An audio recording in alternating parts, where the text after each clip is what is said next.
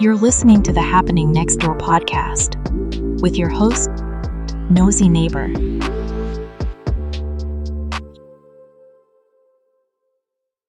My guest this episode is a beautiful young woman. She just is in her 40s with a couple of kids and found herself divorced. Thanks for joining us today. Thanks for having me. It's my pleasure. Leaving your name out to be a little bit more anonymous, but I really wanted to talk to you. I saw you on TikTok. Gorgeous, gorgeous woman. She has beautiful freckles on her face, beautiful hair, and cleavage to die for. So she's a beautiful woman. And I wanted to do something a little bit different this episode. A lot of our stuff focuses on professional people and dealing with sex and sexuality, but I also wanted to touch on everyday people.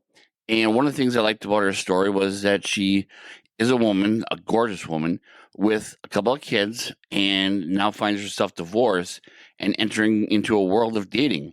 And she posts on TikTok some of her dating experiences, and they've been relatively good, but not all great. And so I found her story to be very interesting. Tell us a little bit about your marriage when you were married. What was that like? So I got married young. Married my first boyfriend. Like, we started dating in high school. And so we were together. We were married 13 years, but had been together 17. And so I really didn't know. I didn't know a lot.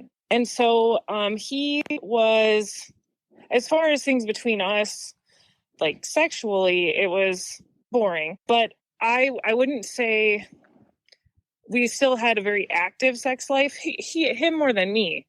I mean, he was sleeping with everybody, but it was fine. You don't know what you don't know. Mm-hmm. And so now, having had other experiences, yes, it wasn't very good.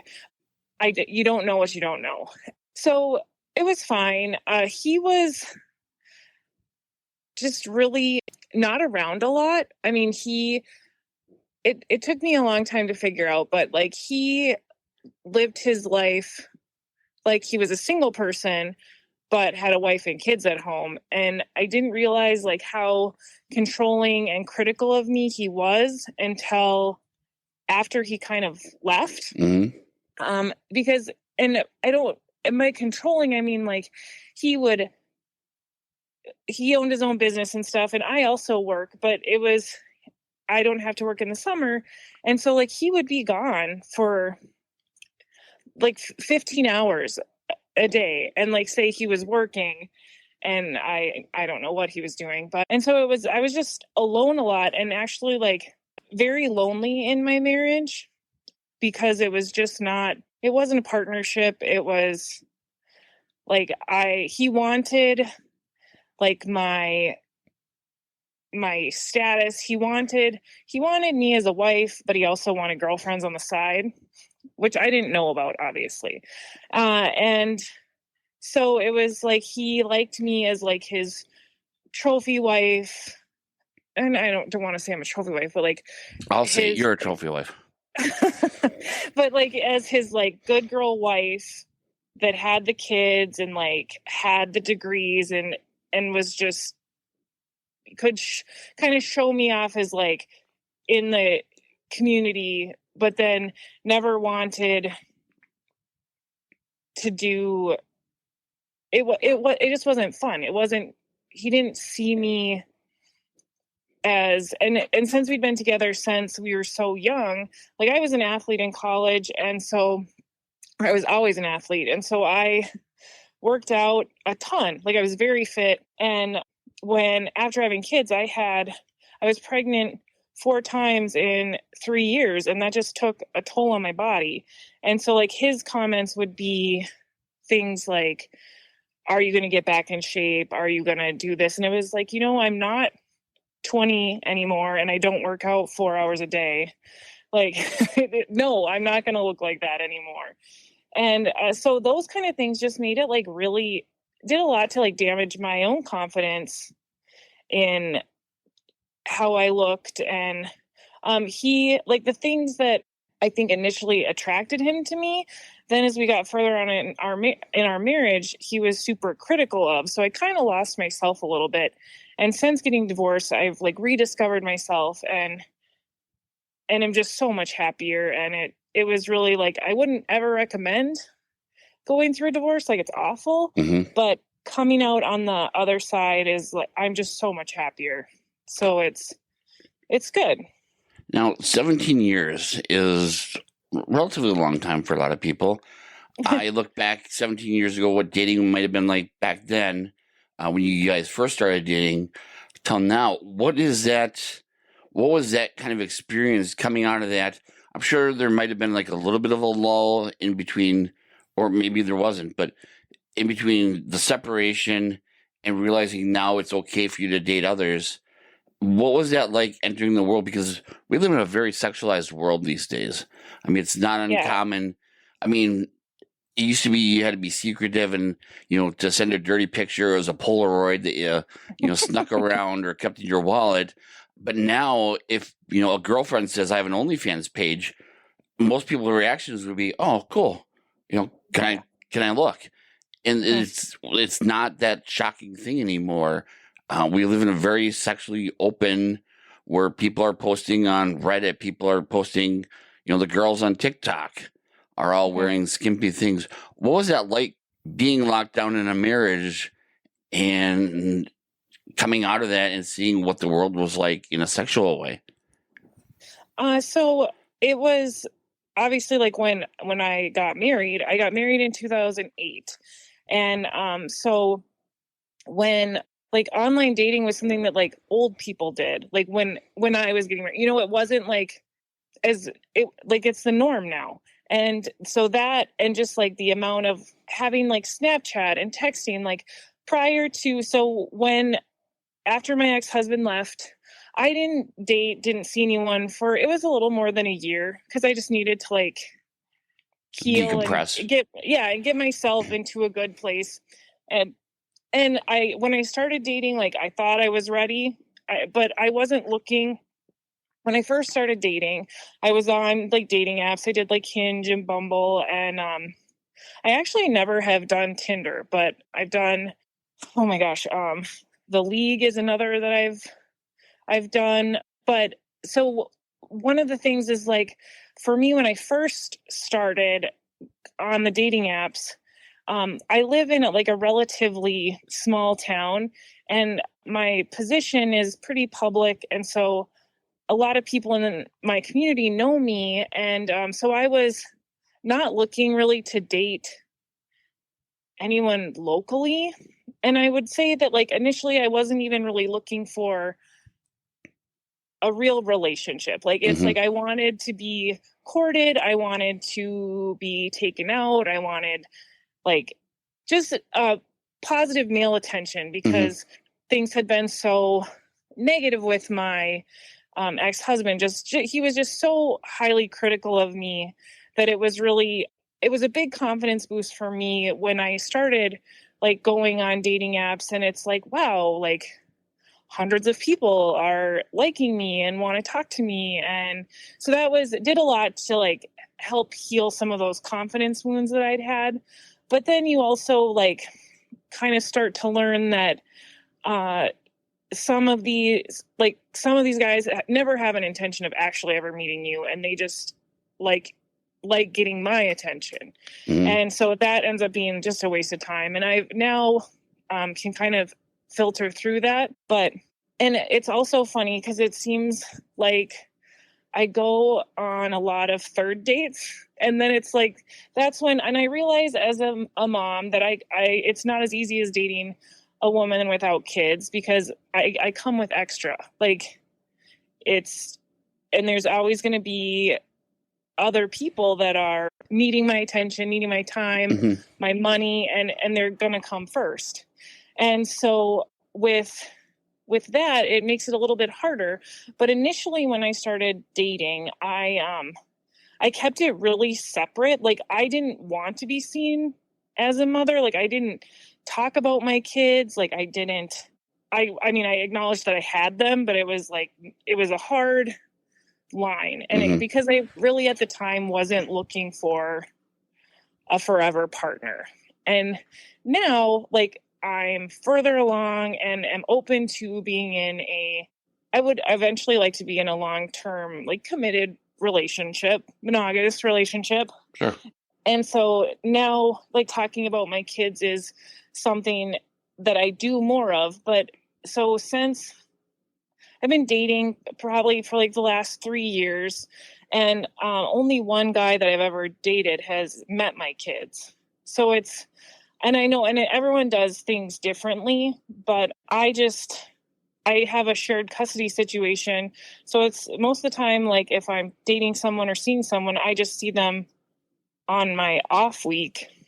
And then on the week when I have my kids, like, we'll text or talk on the phone, but I just don't bring them around because it's a way to, like, protect my kids. Like, I don't want them to get attached to someone or like, if I'm trying to figure out if I like someone and then adding that dynamic, it just makes it harder. And especially in the current dating world, it'll be like, I'll mention a guy, like, to my friends or something, and I'll be like, oh, like, and then a week later, it's like, how's Chad? And I'm like, who? Like, oh, yeah, that guy. No, he's gone. Like, I mean, that's one of the things with dating is, like, it's so quick. Like, you'll be talking to someone and you'll maybe be talking every day, and then all of a sudden they just drop off the face of the earth. And it's like, okay, what happened? Or the other thing that's interesting too is I think it's funny because as far as, like, having sex, like, the lengths that some guys will go to, and then it's like they have sex with you once and they're just like, okay, that's what they wanted, and they're gone. And it's just so funny to me because I would, like, if I wanted to have sex, and given I know the dynamics different for men and women, but it's like, if I wanted to have sex, like, I could just call someone, like, that I know, and they would probably come over in an hour. You know, I mean, and I know that's not the same dynamic for men and women, but I never understand that because I'm like, really? Like, why bother? Like, but I don't know. That's just my own. As someone that has dated women that have been mothers, it is a difficult dynamic, even for the guy, because not only do you have to fall for the woman, but you end up falling for the kids, and you start, enjoying their birthdays or doing little things. And then if the breakup happens, you've not only lost the woman, but you've lost the kids. And as kids go, it's confusing for the kids to have different people come because they don't understand why, this great guy comes in 1 week and then he's gone 2 weeks later and you never see him again. And so it's a tough thing for them to kind of process. And so to have the closure, like, I know. So the last guy I dated, he was in the town where I live when we met, but he moved for work, and we did, like, the distance thing, and we're kind of on off again for maybe a year and a half, 2 years. But it was more kind of open, like, I don't know. We were both kind of seeing other people as well. And so when that basically was a situationship. So when that ended, my kids didn't really have any closure because it was like, well, what happened? And it's like, well, I'm not going to have them call him and, like, and so to get the closure for them, that's a lot harder. And it's obviously, I'm not going to get into it with children about, like, why I'm no longer seeing a guy. Mm-hmm. That's always a challenging, and that's also part of the reason why, like, and I've actually stopped seeing guys if they're really pushy about wanting to meet my kids. Like, to me, that's a red flag that it's like, no, like, I'll introduce you to them when I'm ready. Yeah. And not just because you want to. Like, that's not a thing that I find attractive at all. And I would never, on the same token, push to meet someone's kids before they were ready. It's just, it's a delicate dynamic, I guess. I think everyone is different in how they approach that. And no, that makes sense. So you started dating again. And I don't want to imply that you're sexual with everyone, but you did start having sex again. And I'm, again, not judging or anything like that. It's just you're an adult female. What was that like going from, yeah, you had sex with your husband. Yeah, it was kind of, there, but it wasn't anything, anything unique or special, to then now having sex again with different people. What was that experience like? Was it, pretty much just the sex as normal? Was there anything that kind of opened your eyes or was noticeable to you that you discovered new kinks? Was there anything different about that for you personally? Yes. So my ex-husband was like never like really into oral or doing like, I mean, he was into me giving him oral, but not so much reciprocating. So like being with a man who like just loves to eat pussy is like, it's so fantastic. Like the same with a guy. If you're like with a woman who likes to suck dick, like it's a different experience than someone who doesn't want to do it. So those things, and I, in my day-to-day life, have to be in charge of so much and organize so much. And so I found that I really like a man who will take control, that like tells me what to do. I guess it would be more of like the dom sub type situation. And that was never something that was ever explored in my marriage. But since having been dating and realizing the type of man that I want, it's like, I want a man who's going to be an assertive, dominant male person that is going to like take the lead, just tell me what to do and like tell me I'm a good girl and all those things. Like I really like that. That was a new thing that I've learned about. It's a lot of fun. We're seeing, I mean, I've seen that a lot lately, especially, you're a single mom, so you're the one in charge, and you don't feel like you have someone that you can rely on as like a partner that can back you up or take the load when, you're too tired. So you're always in mom mode, and then they go to work and they're in, work mode where they're the one in charge or taking all the responsibilities. And so I think a lot of women are discovering kind of a sub kind of routine to be enjoyable in almost a fantasy sense, that it's something for them to explore because they are in charge so much that to surrender that takes a load off of them, and it opens up that door to that kink or that fantasy. And I think we're seeing more of that lately, not in a degrading way necessarily, but in a way to kind of feel like you don't have to be in control anymore, and to give that up is kind of a weightlifting thing, that a weight that's been lifted off your shoulders. It's just one more decision I don't have to make, and it's like, yeah, it's generally like when the men that I've been with that have been that type of guy, it just like falls so naturally into that dynamic, and it I think helps to build some trust between us, because it's like I'm trusting them to tell me what to do, and so it creates that dynamic inside the bedroom that then you can take into your relationship outside.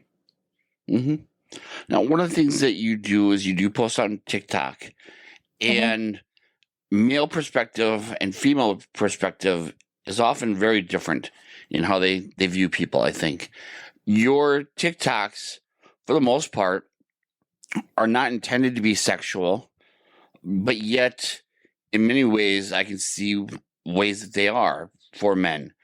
Your TikTok is a mom TikTok. I don't want to create any illusion that you're creating anything dirty. There's nothing flirtatious or anything suggestive in it, but yet you're a busty, beautiful, freckly woman, and those become quite noticeable. And again, I don't mean to say that it's done intentionally necessarily, but for someone flipping through TikTok, you definitely caught my eye. And then I realized, oh, she's, not the bad girl I thought she was.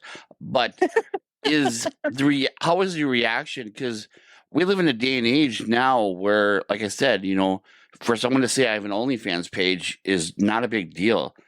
We've gotten so used to women sending nudes that it's not inappropriate. Well, I mean, it is inappropriate, but we've stopped caring that it's inappropriate to say, "Hey, can I see you naked? Let's see those tits." How has that been reaction? Because you didn't set up your TikTok to be flirty or to be revealing or anything like that, but you have large breasts. It's hard to hide that or say, ignore the cleavage. It's not there. But yet for a guy just flipping through, he's going to go, wow, she's gorgeous. And look at that rack. How do you navigate with that, with the feedback that you get? Do you just tune it out? Is some of it kind of deep down appreciated, or like, I've been needing to feel this way for a while, even though it wasn't intentional? I get lots of DMs, and for the most part, I ignore them because it's just whatever. But like, I appreciate it. And it's always funny because it's like, I'll get hundreds of like positive things, and then I'll get one person who says something negative, and that's, that's always like, I'm like, oh, like that's the one that I remember. And and it's just funny. Like, I think my legs are more noticeable than my boobs, but I guess not. Oh, no. No. I couldn't even tell you. I didn't even know you had legs until you just mentioned them. Well, I guess, it comes with the territory. No, for the most part, it's been like really a good experience for me. There was I've had some things come up with like at work or like my mom's friends or something who will come across some of my stuff and like be judgy about it. But I really don't care. It's like, I'm not naked. Like, I might be dancing in my kitchen, but whatever. Like, I do it for myself, and I do it for fun. Like, I started doing TikToks because prior to my divorce, I had never spent more than like 3 days away from my kids. Mm-hmm. And now all of a sudden I wouldn't see them for a week at a time. And it was really difficult for me. And so it was like, I kind of needed something to fill the time. And it was something I just started doing because it was fun. And I could talk about whatever was going on in my life. Like, a lot of it's, they talk about like curating your TikTok and having it be like a niche or something. And mine is definitely like all over the place. But it was a way for me to kind of put out some of my creative energy and have fun and stay busy as I was adjusting to like my new reality. Mm-hmm.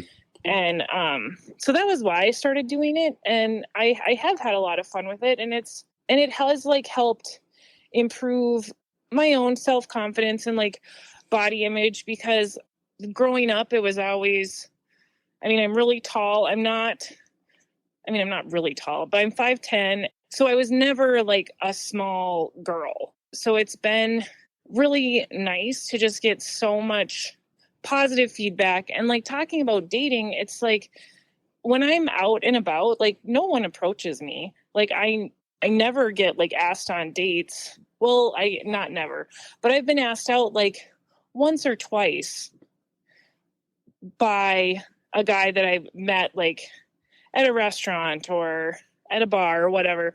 But in general, like, men don't approach me, and I don't think I give off like bitch face or something. Yeah. So it's nice to know that there are men out there that think I'm attractive, and I think I'm pretty, but it's nice to have that confirmed. So do you enjoy the sexual kind of like the comments that are sexual? What you said, you have some negative comments. Are those more about body image, or what? When you say the negative bad comments, is it sexual? Is it looks? What are they? You don't have to go too deep into it, but it'll be like that I'm being overly sexual, or like, aren't you embarrassed to be saying this kind of stuff, or doing this? And it's like, no, I'm not embarrassed. Like, if I was embarrassed, I wouldn't do it. And it's like, I also don't take myself so seriously that it's like, I can poke fun at myself, and I'm going to be the first one to do that. And so, like, you get comments about like the way my stomach looks, or, you know, if I were you, I wouldn't wear that, or things like that. And it's like, well, then you don't wear it. Like that. So no, for the most part though, I mean, those comments are so few and far between. And the vast majority of things people say are just complimentary. So Now, just playing devil's advocate, you do kind of do a this is today's fit. You know, what do you think? Kind of, does some of the comments open up to that because you are kind of showing off today's? Like, if you were to wear something and I thought, oh, it just doesn't fit, or is it more deeply rooted in kind of just trying to be negative? No, I mean, most of the time when I do like outfits that I'm wearing or whatever, and again, it's interesting because especially since I've started talking about dating, and like my experiences on the apps and stuff, I've gotten a lot more male followers. So most of the guys don't say negative things to me. If anything, it would be like other women. But I'm really like a girl's girl. So I just wouldn't. You know, it's I just kind of take it with a grain of salt or a grain of sand and just try to not let it bug me.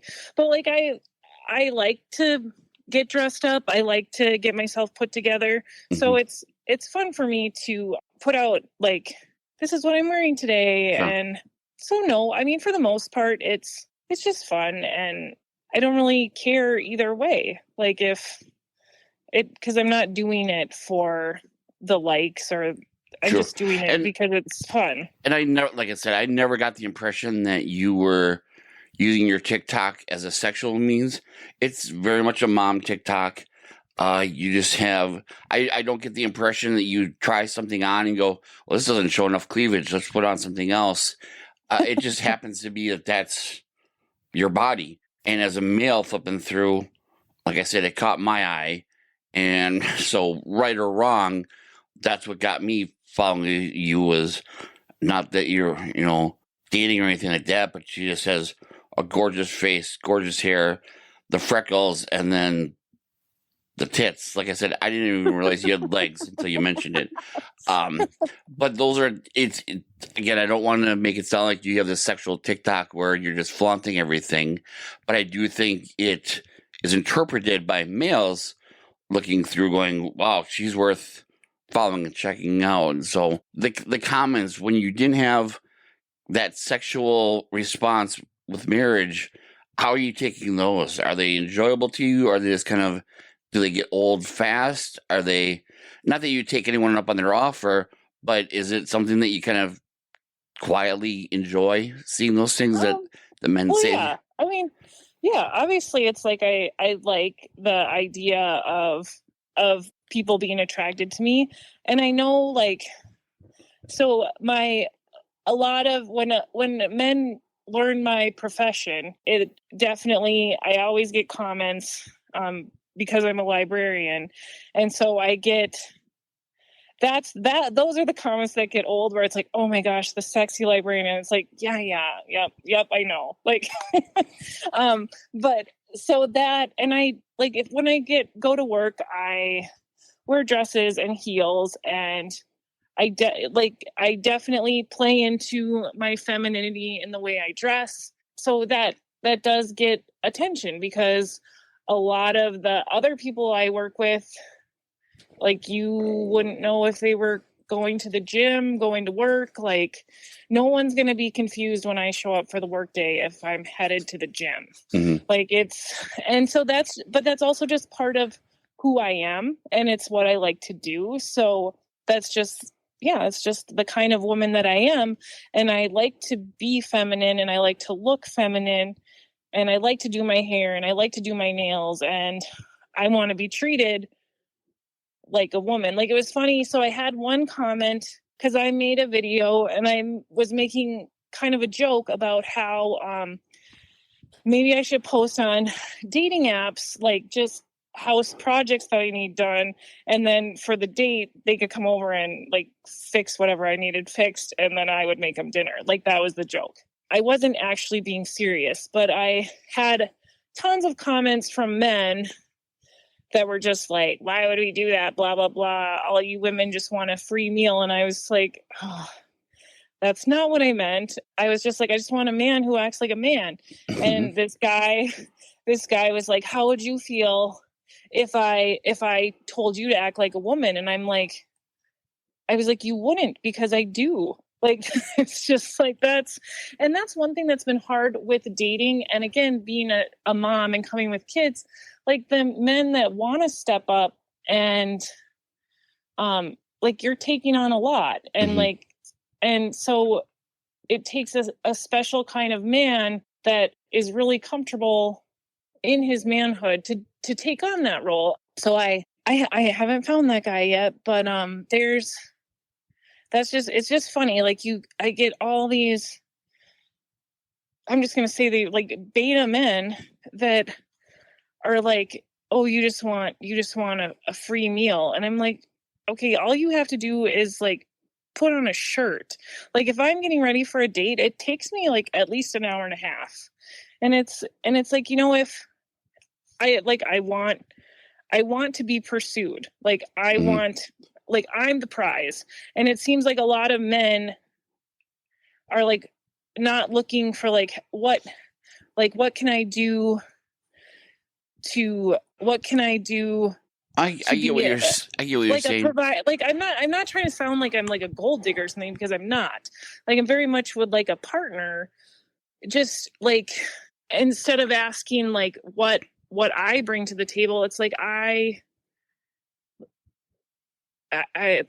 just don't understand that question. It's like, what do you bring to the table? And it's like, I'm like anything that a man, any partner that comes, like, I'm just going to multiply what they have. Like you bring things in, and I'm like, you have a house, like I can make it a home. Like you have, and I'm very much like in the role of supporting. Like if I was with a guy that's like, I want to sell hot dogs, I'd be like, okay, like I'll put the mustard on. Like I'm gonna be support. Like, but you got to be in that role of being a leader. And I think a lot of men lately, and like you were talking about, like with porn and OnlyFans and all that kind of stuff, they're so used to getting immediate sexual gratification. It's like, why bother? Like, why bother courting this woman, dating this woman?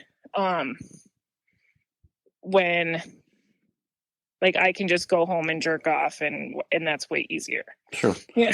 And I think some of what you're saying kind of stems down to the submissive role that you talked about, how you're a mom 24/7. Even when you don't have the kids, I'm still thinking that you're dealing with kid stuff, even if you don't have the kids for that week. For your job, you're dealing with all kinds of things where you're in charge and dealing with this, all kinds of. So I think some of it is an extension of that submissive part where you're like, I've put in the work.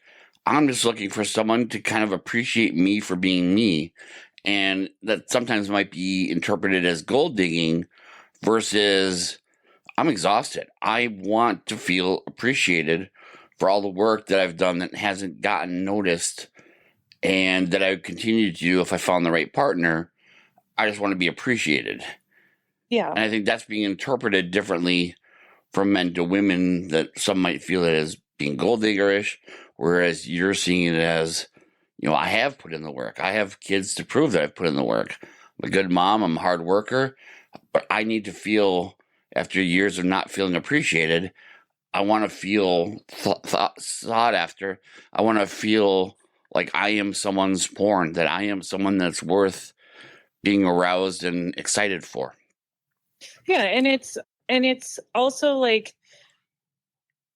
in most situations, like if I'm dating someone, even if it's like, oh, I'm not really in the mood right now, it's like if you, as the guy, if you like start loving on me, kissing me, doing whatever, like that will change real quick. And like I think that's some things that sometimes, and a lot of guys, I think especially with some of the things that have happened and like and consent stuff and all these things, I think sometimes men are a little reluctant or nervous because they don't want a woman to turn around and claim that things were not consensual or whatever. And so it's just a really hard like dynamic to navigate. And again, like you were talking about, like, I mean, I read a lot, and I read a lot of smut, and and like even like the characters in those books, like they're men that are so dominant. So yeah, if guys need like a cheat code, like just go pick up some of the smut that your girlfriend's reading, and you're gonna get clued in. Check out the Beauty series. It's a book written by Anne Rice. Way better than 50 Shades. So if you're into that kind of stuff, that's something to check out. The Beauty used to be a trilogy, but then she added a book. So that's another great place to learn about domination, and that's all I'll go into. Yeah, I just read one called Caught Up, and there was like there were fetish things that I didn't like, a mask fetish, didn't know about that. So that was like new to but the book was like, I mean, pretty much a crime from start to finish, but but it was pretty spicy and fun to read. So I mean, like those types of things, it's like, yeah, like where are those guys? I mean, not obviously like huge tattooed men breaking into your house wearing a mask, Sure. but like the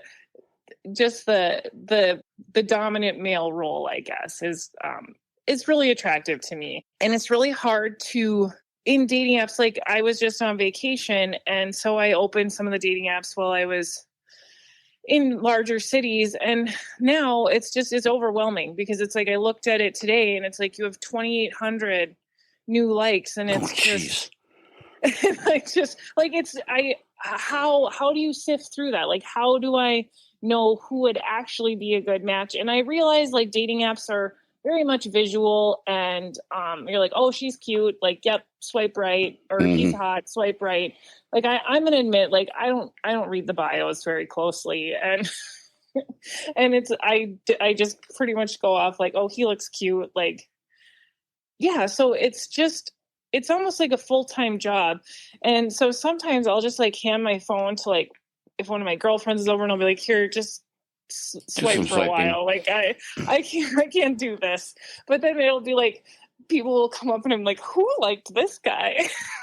So how do you separate, because it almost seems like you have two different needs. One is the sexual one, and not to make you sound like you're just looking for sex, but there is an element to what you've been saying that is like, I'm a busy mom, I have kids, I have a job, I have needs.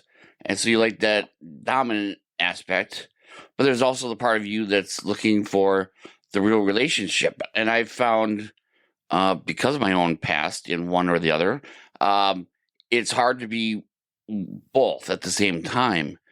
How do you find that balance in looking for men, or are you able to? Well, so in the past, I would kind of jump in both feet into the, if I was attracted to him, like, didn't waste a lot of time. It's like, I want to know if this is going to be good or not. And so, but sometimes then when it is good, it kind of causes me to look past a lot of things that maybe if we hadn't gotten physical so quickly, that I would have been like, oh, that's concerning, or, you know, so we joke and call it getting dickmatized. My girlfriends and I would talk about it. It's like, don't see some of the things that are like, oh, maybe that isn't a great partner. Sure. But they're so good and bad. Like, it's okay. Like, and I mean, you're a consenting adult, and there's, there's nothing wrong with that. And so that lately I've been trying to go a little bit slower. And so I don't know. I mean, it's fine. Like, so, like, whatever, it's fine. So you went from having, a partner sleeping in the same bed regularly to being by yourself. Has things like masturbation changed for you? Are you finding yourself finding yourself needing to pleasure yourself more? Are you getting the I don't want to say is the books enough, or do you find yourself like, what do you have a favorite toy? What's your escape sexually? So, I mean, it's kind of like cooking. Like, yep, I can do it for myself, but I really like when someone else does it for me. But so when, like, if I'm horny or want to get off or whatever, I do have toys, and like all of them I've purchased since I got divorced. Like when I was married, I never had any of that stuff. And now it's like these are tools that are a lot of fun when you add them. And so kind of missed out there, but I really like the rose. I have that one's more like a clit stimulation. Yep. Great. That one's great. Does great things. A lot otherwise I have just, like the pocket kind of size vibrator. I don't even know what they're called. I don't know, it's pink. It has like a ball on the end. Like Sure. that one is more fun with like when I'm with someone. So that, but definitely like if I'm by myself, the rose is very effective and gets things done in a relatively quick, like, because again, I don't have tons of time. So I can take care of myself in 20 minutes, and it's good. I mean, I've never been like a avid porn watcher or anything like that. So if I am masturbating, I'm normally like pulling off of things that have actually happened to me or remembering experiences that I have had. And so that's just what I do. And it's not that I'm judging anyone who does. It's just not something I've ever done, I guess. And I'd probably say I grew up with fairly strict parents. And so it was like, that was really frowned upon. Like that's bad. Sure.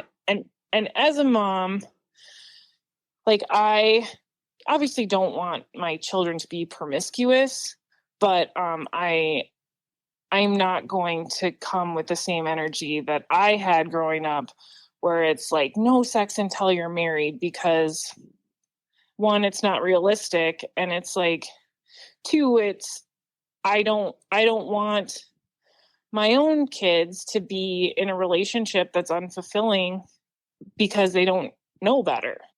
And going back to, I think you said you got married in 2009? 8. In 2008. Even going back to then, sexuality is, just how we perceive and view sexuality has changed so much that it's a whole different world out there. Well, and like, I mean, as far as like, don't want to be whatever, but like eating ass, like no one was eating ass in 2008, or like I didn't know about it anyway. And it's like now it's so common, and it's like something people ask about. They're like, do you like it? Do you do it? Like, I mean, it's a super common question that I get asked on like dating apps and stuff like that, where it never would have occurred to me to ask someone that when I was dating, like in college or high school. It just wasn't, I don't know, I'm sure people were doing it, but it just wasn't something that I knew about. It wasn't as mainstream, I guess, as it is now, where they talk about it in songs, and it's a common topic. Or like, just, I think now it's like, if in 2008, if you wanted to get sex toys, you went to like the dirty bookstore, or And made sure no one was watching you come in, and now they're in suburban. Yeah, now you can get vibrators at Target. Like, I mean, so it's, or you can order whatever you want online, and so I think the availability too has changed things, and especially like with the advent of obviously internet and all of the different things, like people are learning about things that they never even knew were available or existed. Like or like have a name for it, I guess you could say, like for what they're attracted to or whatever.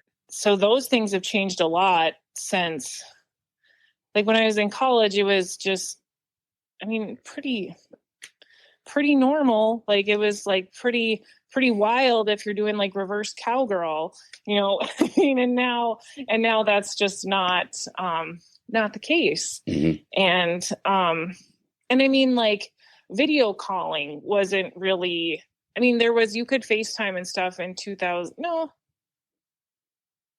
Well, yeah, you could FaceTime, but like just even like video calling. So now if you're doing like a long distance type relationship, like you can at least see each other and still kind of have a sexual dynamic, even though you're not in the same town or city.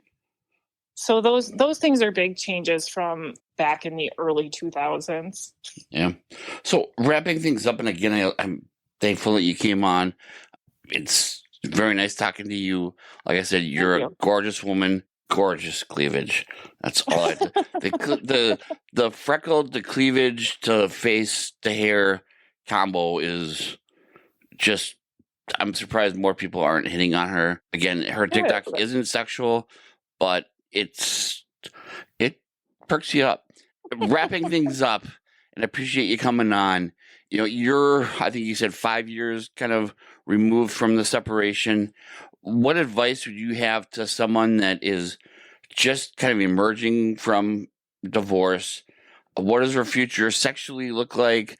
Dating look like? What is kind of your guidance that you would give to her that she's about to face? Because I think it's a much more sexualized world.